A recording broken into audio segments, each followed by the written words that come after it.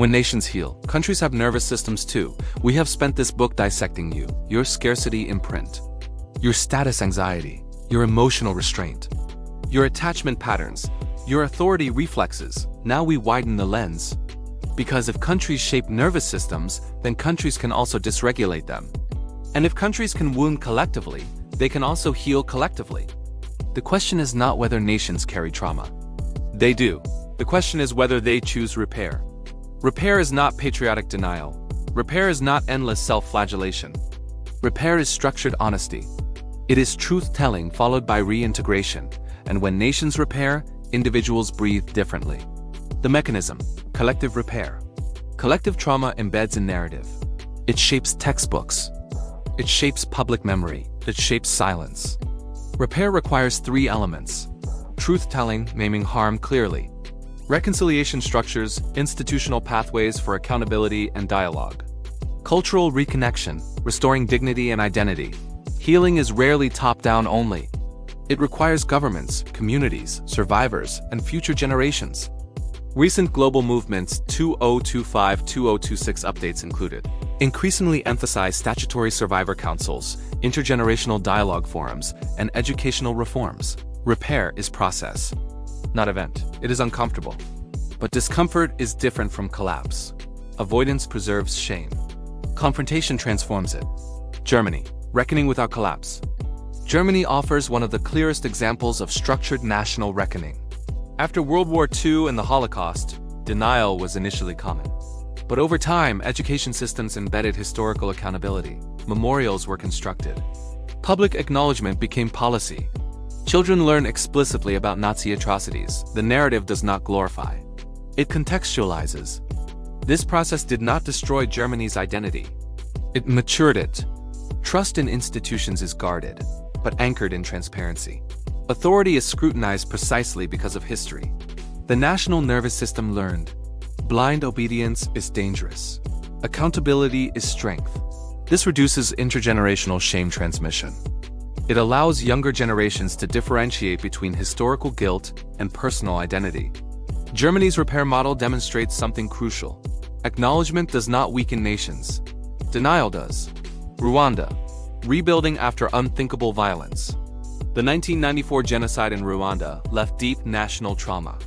Community fragmentation, loss on unimaginable scale. Repair required more than courtrooms. It required community-level confrontation.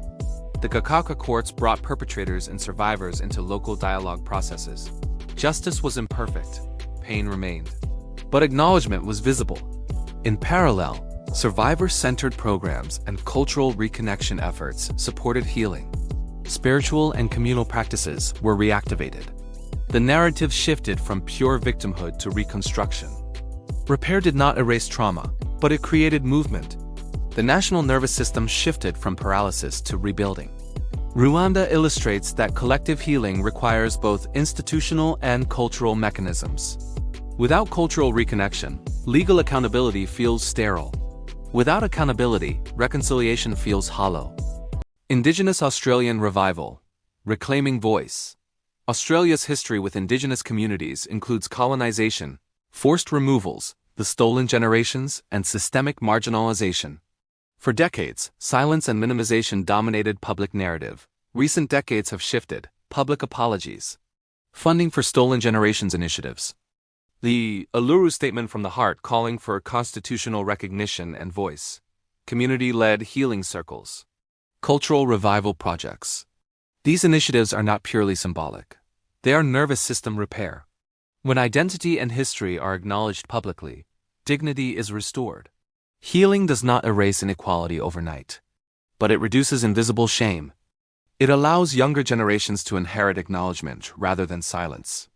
And silence is often the heaviest burden. Strength of truth. Truth reduces fragmentation. When harm is named, gaslighting decreases. Individuals no longer question whether their pain is legitimate.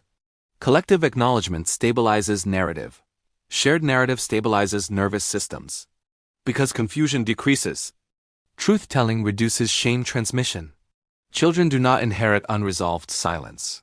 They inherit context. Context is protective, resistance to repair. Repair is rarely welcomed universally. Some resist revisiting history. Some fear loss of national pride. Some view accountability as weakness. But avoidance sustains latent tension. Unprocessed national trauma leaks into politics, identity, and polarization. Denial does not create unity. It creates suppression, and suppression eventually surfaces. Repair is slower than denial, but it is stronger. Community involvement. Ownership versus pace.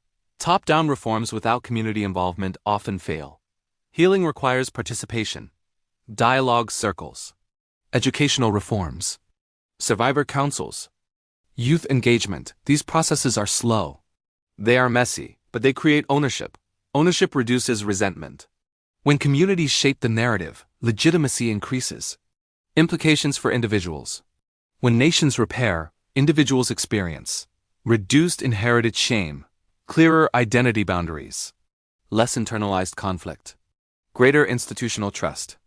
You may not consciously connect national reconciliation with personal anxiety reduction, but the link exists.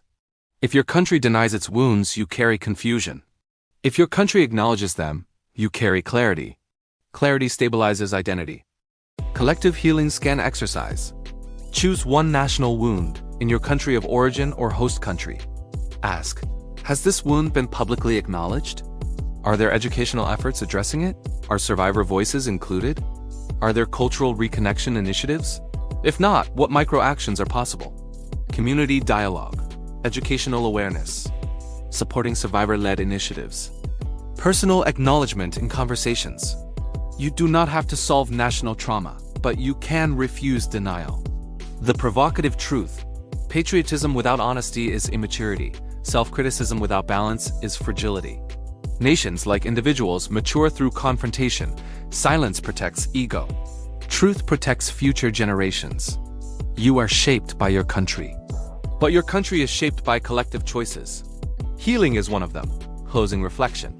Ask yourself, what unspoken history shaped my country? How was it handled? Denied? Distorted? Acknowledged? How does that handling influence my own identity? Do I carry inherited silence or inherited clarity? Healing is not comfortable, but comfort is not the goal. Stability is, and stability built on denial is brittle. Stability built on truth endures. In the final chapters, we will explore future collective challenges, including climate migration and emerging global stressors. Because the next generation will inherit not only our history, but our response to it. And response, more than wound, determines trajectory. For now, remember this. Countries have nervous systems. They can remain reactive, or they can regulate. And regulation begins with truth, always.